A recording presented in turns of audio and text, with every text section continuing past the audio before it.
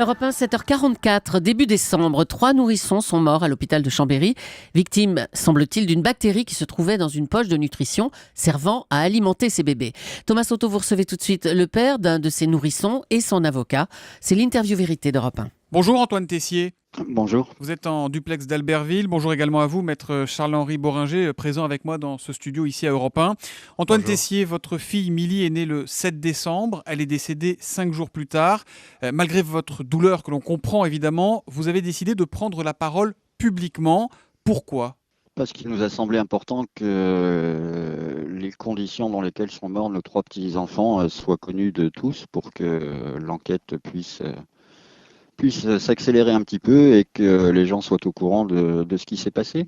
Vous avez déposé plainte, comme les 2 autres familles qui, elles aussi, ont perdu un bébé, Chloé et Théo, pour homicide involontaire contre l'hôpital. Vous attendez quoi de cette plainte, de cette procédure ? On attend essentiellement qu'absolument toute la lumière soit faite sur ce qui a pu se produire, quelles ont été les causes qui ont pu entraîner 3 décès de petits bébés qui n'auraient jamais dû décéder normalement, qui allaient tous dans le bon sens. Nous, notre fille Milly en l'occurrence, n'était même pas prématurée. Les 2 autres petits étaient prématurés mais étaient sortis du stade de grande prématurité. Ils allaient bien, ils allaient dans le bon sens. Ces 3 enfants qui devraient être là aujourd'hui. Et donc, il faut pouvoir faire la lumière sur ce qui s'est passé pour que ça ne se reproduise pas. Et ça, vraiment, l'idée, c'est éviter qu'un tel drame se reproduise. Sur le moment, quand Milly est décédée, qu'est-ce que vous ont dit les médecins ? Qu'est-ce qu'on vous a expliqué à l'hôpital de Chambéry ? Le jour même, pas grand-chose en fait. Ça a été Milly est décédée dans la nuit du mercredi au jeudi et c'est seulement le lundi suivant qu'on a été reçu par le chef de service de réanimation néonatale qui nous a expliqué que notre petite fille était décédée suite à un choc infectieux fulgurant dû à des poches contaminées par une bactérie. Ça veut dire que sur le moment, au moment du décès de Milly, ils ne comprenaient pas ce qui s'était passé ? Oui, on a senti qu'ils étaient un peu désemparés, enfin même complètement désemparés. Ils étaient très touchés. Toutes les équipes soignantes qui étaient présentes ce soir-là étaient vraiment très très touchées. On a senti leur douleur et leur peine avec nous, mais oui, ils ne comprenaient pas vraiment ce qui s'était passé. Très rapidement après le décès de Milly, on nous a demandé de signer une autorisation d'autopsie pour que justement, en nous expliquant qu'il fallait savoir ce qui s'était passé pour comprendre. Comprendre, justement, pour vous, c'est quelque chose de fondamental aujourd'hui pour avancer ?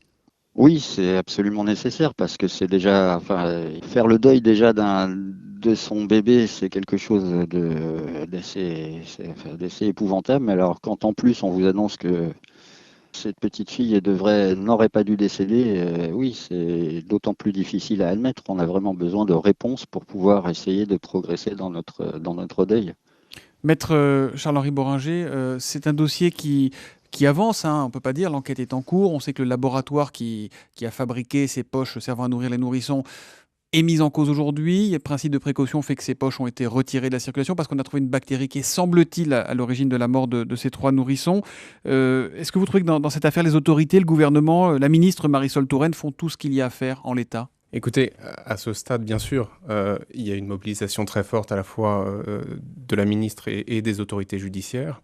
Maintenant, la grande question, c'est combien va durer cette mobilisation ? Est-ce qu'une fois le soufflet médiatique passé, est-ce que la ministre va rester mobilisée ? Est-ce que l'enquête va avancer aussi vite qu'elle semble avancer aujourd'hui ?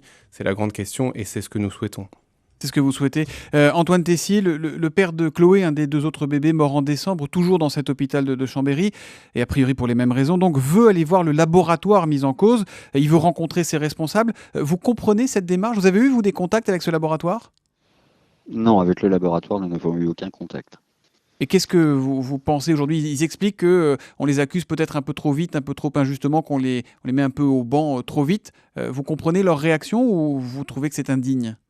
Indignes, je pense qu'ils se défendent, de toute façon, ils sont dans leur rôle. Après, c'est assez difficile à entendre, oui, quand on entend leur avocat se plaindre que 8 personnes sont au chômage technique, on a presque l'impression qu'ils nous accusent quelque part de les avoir mis au chômage, mais après tout, il faut quand même que la lumière soit faite. Peut-être qu'au final, le laboratoire ne sera pas le seul responsable, ou pas entièrement, ou même peut-être pas du tout responsable, c'est l'enquête qui le dira, c'est pas à nous de nous déterminer, mais en tout cas...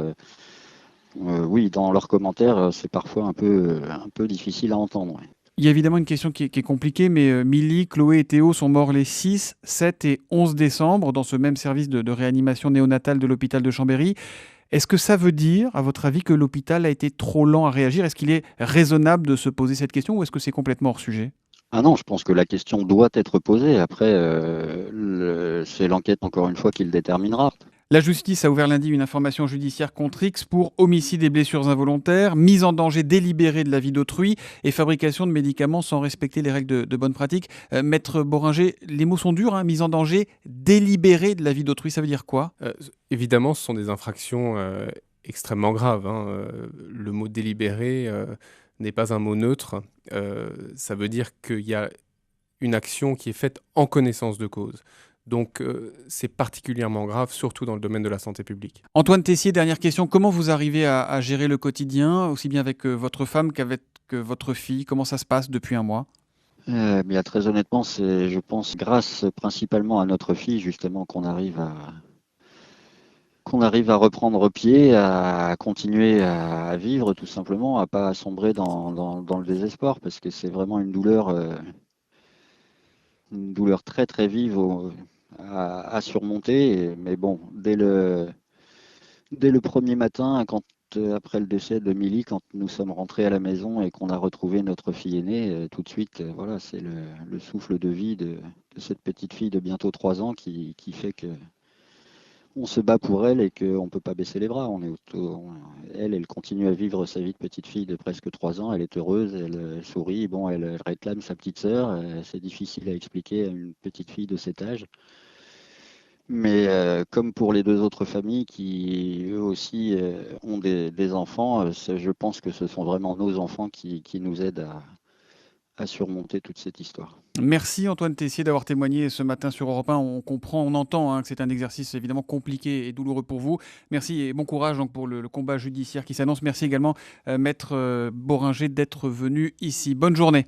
Merci. Bonne journée. Et merci également à Jean-Luc Boujon qui a assuré la réalisation de ce duplex puisque Antoine Tessier se trouvait à Albertville.